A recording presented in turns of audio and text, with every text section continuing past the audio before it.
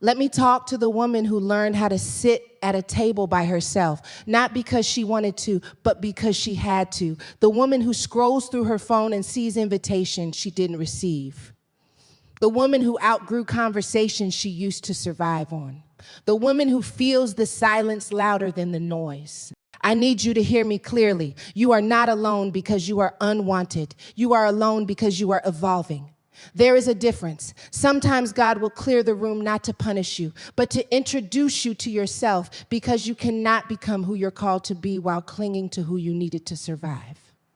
You call it loneliness. He calls it preparation. You call it isolation. He calls it incubation. And maybe, just maybe, the reason you walk alone right now is because where you're going cannot accommodate who everyone else refuses to become. So before you mistake your solitude for rejection, ask yourself, what if this season of walking alone is teaching you how to lead? Alone is not abandoned, it's assigned. And I need the woman who feels forgotten to hear that with her whole heart tonight, because some of you walked into this room carrying silence like it was shame. You've been smiling in public and unraveling in private. You've been telling people you're just busy when the truth is the phone stopped ringing. The invitation slowed down, the circle got smaller, and somewhere in the quiet, a question started whispering, did they leave because something is wrong with me? But what if nothing is wrong with you? What if this season of solitude is not evidence of rejection, but confirmation of assignment? See, we've been taught to measure our worth by how many people choose us, how many people text us, how many people tag us, how many people clap when we walk in the room.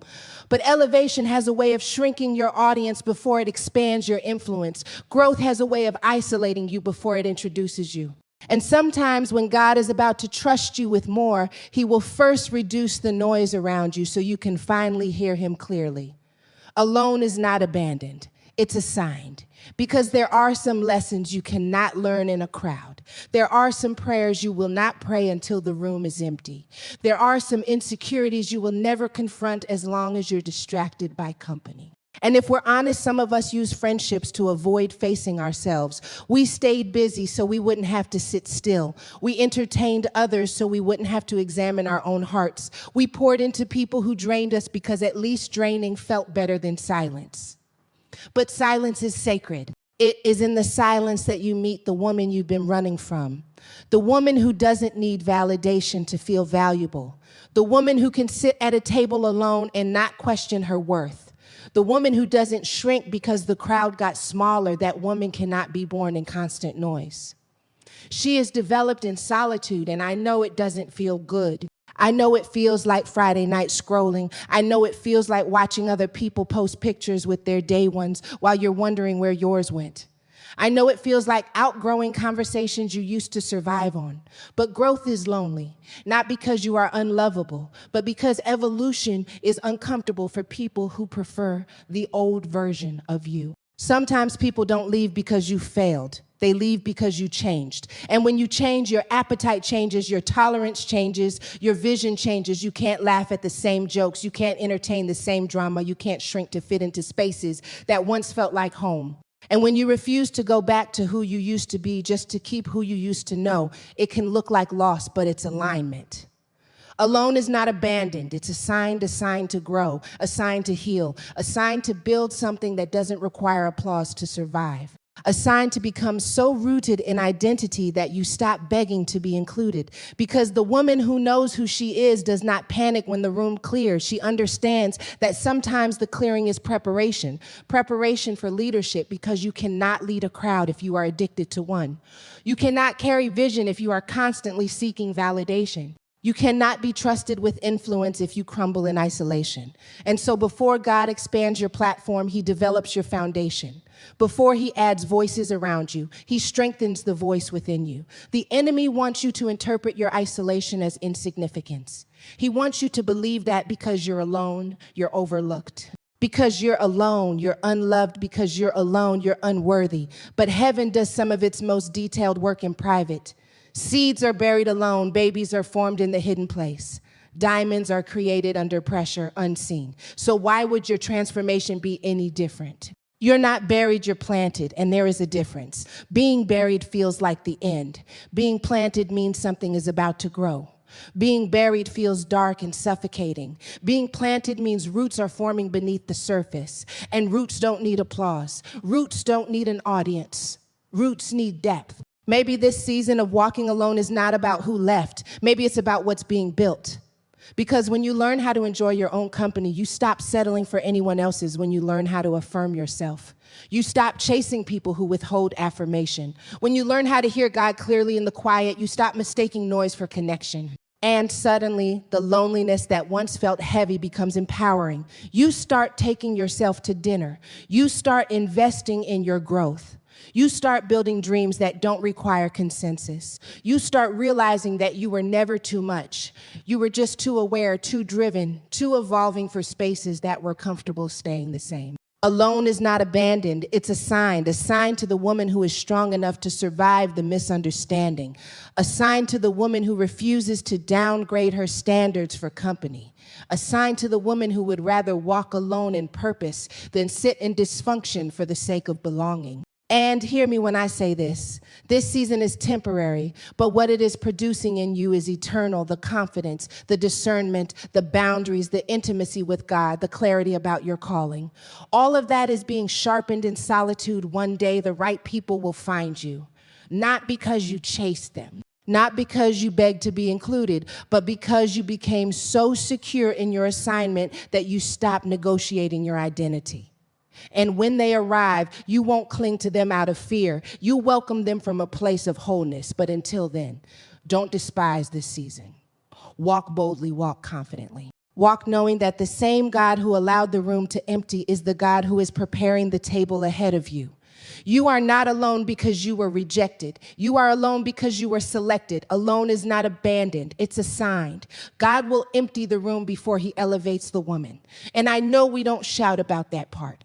We shout about the promotion. We shout about the breakthrough. We shout about the suddenly, but nobody posts about the clearing. Nobody celebrates when the chairs start disappearing. Nobody throws a party when the group chat goes silent. Yet if you study your life closely, you will notice a pattern. Every time you were about to step into another dimension of yourself, something or someone had to exit first. God will empty the room before he elevates the woman, because elevation requires space. And sometimes the very people you love are occupying space that your purpose needs, not because they're evil, not because they're jealous, but because they are comfortable with who you were, and elevation demands who you are becoming. There is a version of you that survived that last season. She knew how to hustle. She knew how to cope. She knew how to laugh through pain and shrink through insecurity. And there were people assigned to that version of you. They understood her language. They were comfortable in her limitations. But when you start healing, when you start dreaming bigger, when you start setting boundaries, something shifts in the atmosphere. Conversations feel different. Invitations feel forced. The laughter doesn't land the same. And you start realizing that the room that once felt like safety now feels like suffocation. That's not punishment, that's preparation, because you cannot rise while clinging to what was designed for your last level. You cannot elevate while negotiating with environments that only know the old you. And so before God stretches your territory, he reduces your distractions, he empties the room. And if we're honest, the emptying hurts more than the climbing, because at least when you're climbing, you feel movement.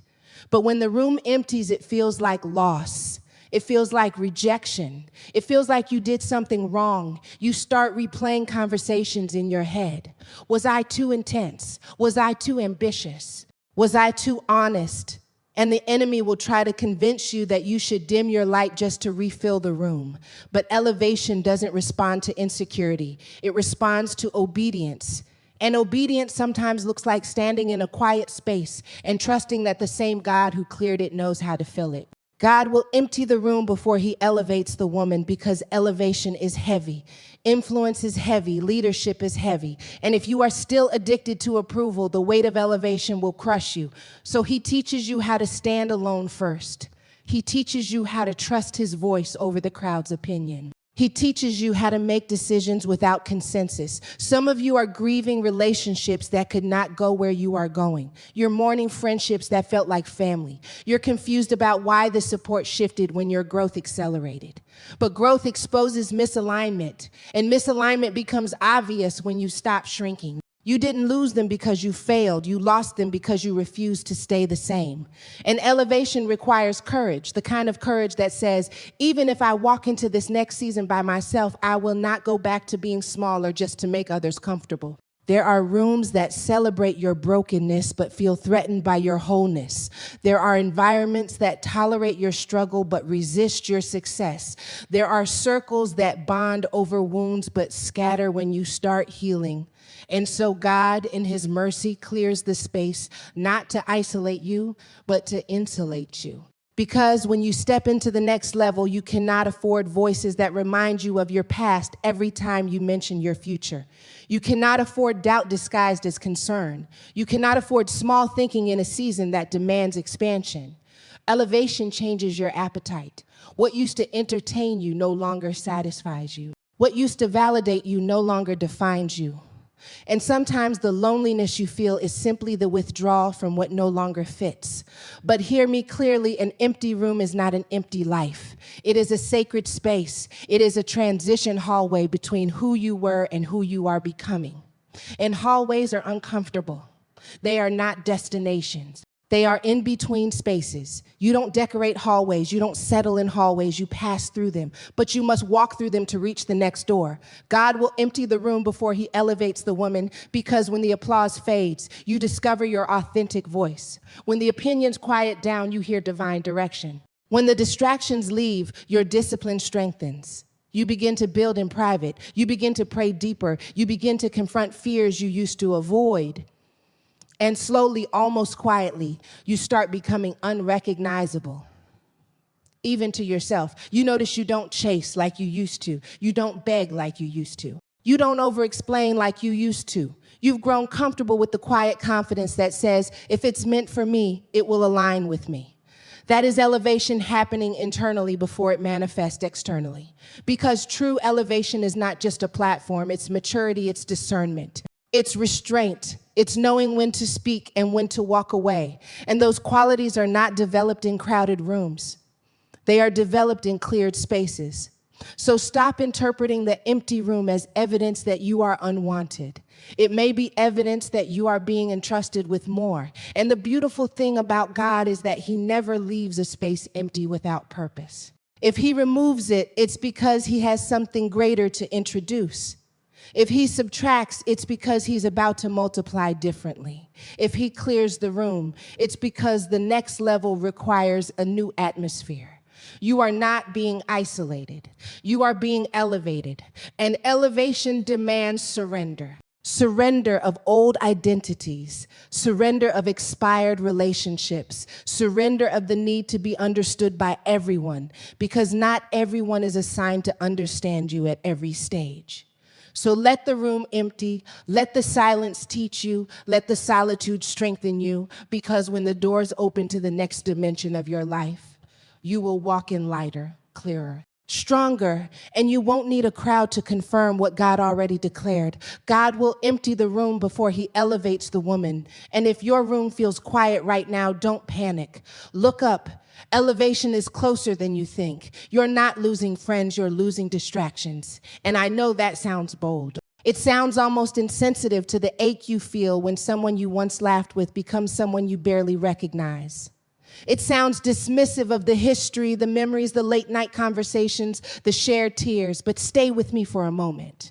Because sometimes what feels like loss is actually clarity. Sometimes what feels like abandonment is alignment. And sometimes what you're grieving isn't the person, it's the version of yourself that needed them. You're not losing friends, you're losing distractions. There was a time when those friendships fit you. They fit your schedule, your insecurities, your survival patterns. They made sense when you were trying to cope instead of conquer. They made sense when you were comfortable playing small. They made sense when your biggest goal was just making it through the week. But growth has a way of interrupting comfort. And when you start evolving, when you start praying differently, thinking differently, dreaming differently, you also start seeing differently. The same conversations that once entertained you now exhaust you. The same drama that once bonded you now repels you. The same habits that once felt harmless now feel heavy. And you start to notice something uncomfortable. Some of the people you called friends were actually distractions, not evil, not malicious. just misaligned distractions from your focus, distractions from your healing, distractions from your purpose. Because distractions don't always look like chaos. Sometimes they look like comfort. Sometimes they look like familiarity. Sometimes they look like this is just how we've always done it. But if how you've always done it isn't taking you where you're called to go, then something has to shift. You're not losing friends. You're losing distractions. And distractions have a subtle way of keeping you busy but not productive, surrounded but not supported, connected but not challenged. You can be in a group chat every day and still not be growing. You can have plans every weekend and still not be progressing. And there comes a moment in a woman's life when she realizes she doesn't just want company, she wants calling. She doesn't just want noise, she wants nourishment. She doesn't just want people around her, she wants people aligned with her future. But alignment requires courage. Because the minute you stop laughing at what no longer aligns with your spirit, you stand out. The minute you set a boundary, you're labeled different. The minute you choose rest over recklessness, discipline over drama, vision over vibes, the atmosphere changes. And suddenly, you're too serious. You're acting different. You're doing too much. No, you're doing what growth requires, and growth will cost you. It will cost you conversations that shrink your vision. It will cost you environments that feed your insecurity. It will cost you relationships that thrive on your brokenness, but struggle with your wholeness. Because some friendships were built around wounds, not destiny. You bonded over what hurt you, not over where you're headed. You connected over dysfunction, not over discipline. And when you start healing, those bonds weaken, not because you're disloyal, but because you're transforming. And transformation is uncomfortable for people who prefer familiarity. You're not losing friends. You're losing distractions. Distractions from your focus, distractions from your faith, distractions from the version of yourself that wakes up early to pray, that invests in her mind, that protects her peace, that chooses long-term purpose over short-term pleasure.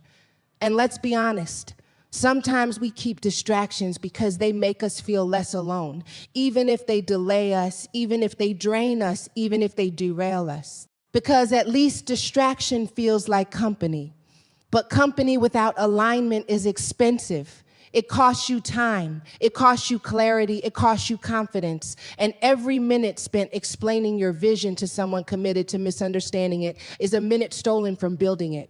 There are seasons when God will narrow your circle not to punish you, but to protect your potential, because not everyone who had access to you at one level can handle you at the next. And you have to decide, do you want to be entertained or do you want to be elevated? Because elevation requires elimination of habits, elimination of mindsets, and yes, sometimes elimination of relationships that keep you tethered to who you used to be.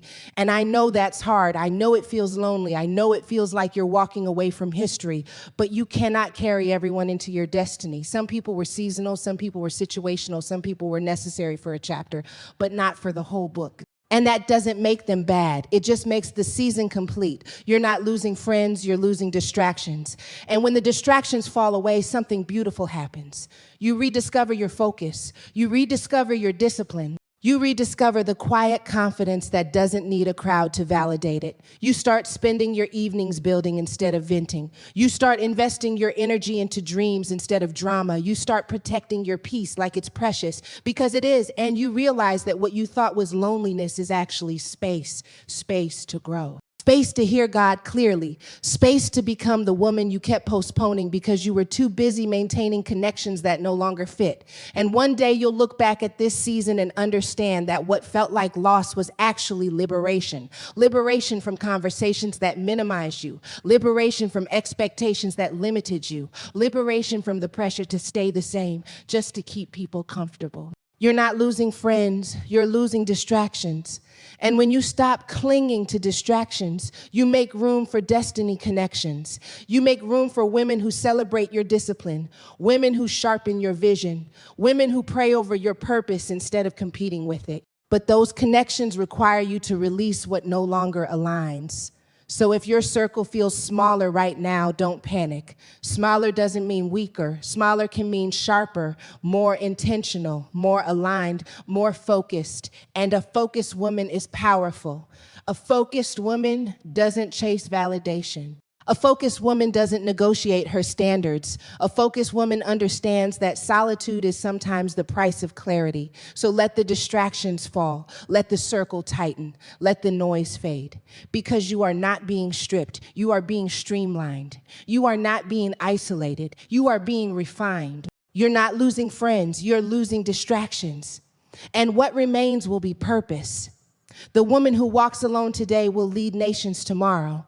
And I know that sounds almost unbelievable when you're sitting in a season that feels small, when your phone is quiet, when your circle is shrinking, when it feels like nobody sees the weight you're carrying or the tears you wipe before you step into another day. Leadership feels far away when loneliness is loud, but don't confuse visibility with value. Some of the most powerful leaders are forged in obscurity. Some of the strongest voices are developed in silence. And the woman who learns how to walk alone without losing herself is the woman who will one day stand before many without shrinking. The woman who walks alone today will lead nations tomorrow, because walking alone builds something in you that applause never could. It builds resilience. It builds clarity. It builds a backbone strong enough to stand when opinions shift and loyalty wavers. When you've survived nights with no one clapping for you, you don't become addicted to praise when it finally comes. Right now, you may feel overlooked, but being overlooked is not the same as being unprepared. In fact, sometimes it is preparation. Because if you cannot survive being unseen, you will not steward being seen well. Leadership is heavy. It's heavy to make decisions that not everyone understands. It's heavy to carry vision that not everyone believes in. It's heavy to stand firm when criticism is loud. And if you have never learned how to be alone, the weight of leadership will crush you. So God allows the solitude, not to break you, but to build you. Because when you walk alone, you learn how to hear his voice over the crowd. You learn how to trust conviction over consensus. You learn how to validate yourself when nobody else does.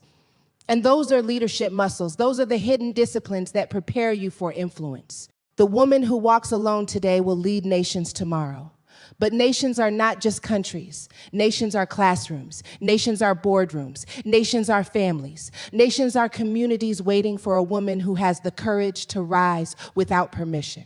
And permission is often denied in the beginning. People may not see your vision. They may not understand your boundaries. They may not applaud your discipline.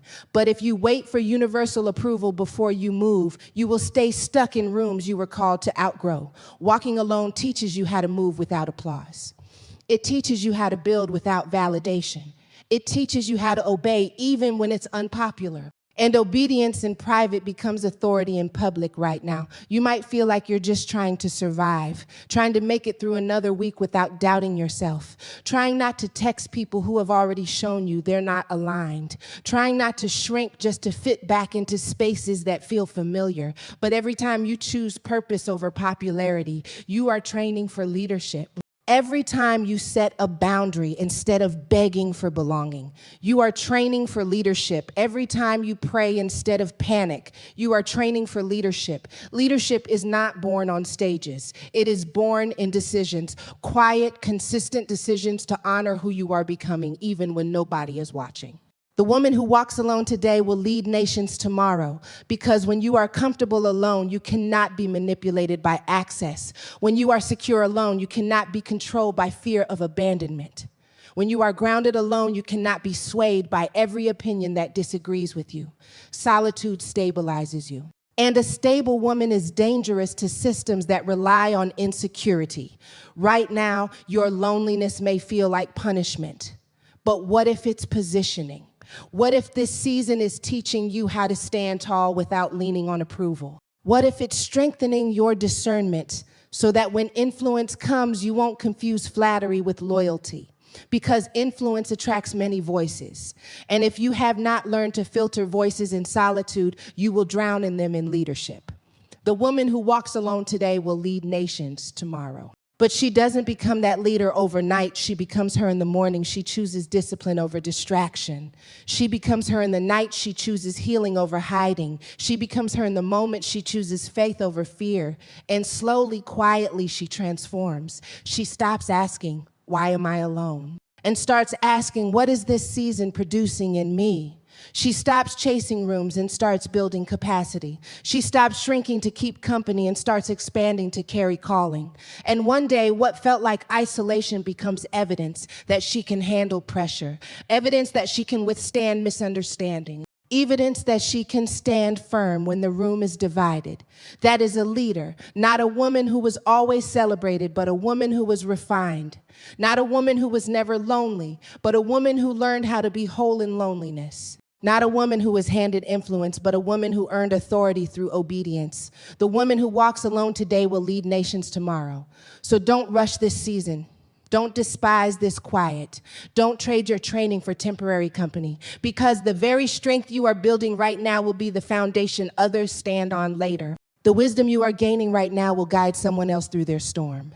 The courage you are developing right now will give someone else permission to rise. And when you finally step into rooms filled with people, when your voice carries weight, when your influence stretches wide, you will not be intimidated by the crowd. Because you mastered yourself in solitude. You learned who you were without witnesses. You discovered your voice without microphones. You built your confidence without applause. And that kind of woman does not crumble under responsibility. She leads. So if you are walking alone right now, lift your head. You are not behind. You are being built. You are not forgotten. You are being formed.